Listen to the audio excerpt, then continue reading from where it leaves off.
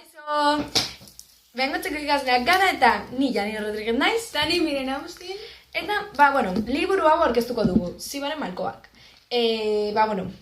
Egileak hauek izango dira, idazlea Cesar Mallorquí da, itzultzailea Irene Aldazoro eta ilustrazioak Paco Jimenez egiten ditu, orain erakutsiko dizuegu Adibide batzuk. batzuk, bai? Adibidez, hau, beste adibidez da hau.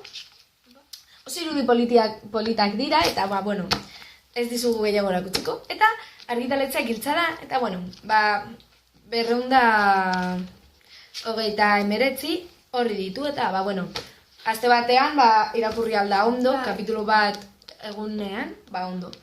Eta, hori. Eta liburuaren historia esaten du 15 urteko mutil bat doa uda pasatzera bere lehen guztinen etxera, eta 79 hortan daudenez ez daukate teknologia asko. Eta mutila denbora pasatzeko investigazioak egiten eta holan hasten da.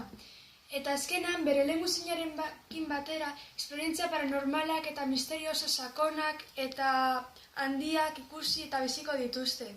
Eta gure iritzia liburuari buruz da nahiko gustatu zaigu, naiz eta eskolak bidali eta irakurri egia esan.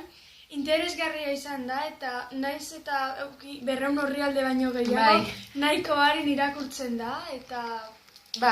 Eta, guk komendiatzen dizuegu 14 urtetik gorako edo horrela daukaten pertsonentzat hobeto da irakurtzeko, zei bestela. Txikiak bazarete, igual beldurra emango zaizue, irakurtzea, espirituen gauzak eta horrela. Eta, hau izan da bideo, espero dugu gustatzea, agur!